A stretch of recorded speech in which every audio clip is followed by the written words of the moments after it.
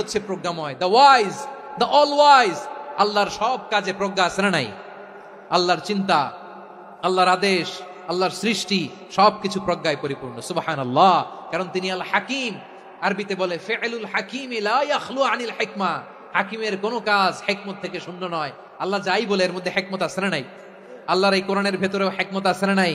আল্লাহর কালামের প্রতিটি বাণী, প্রতিটি বাক্য, প্রতিটি শব্দের ভেতরে প্রজ্ঞা লুকিয়ে রেখেছে কে?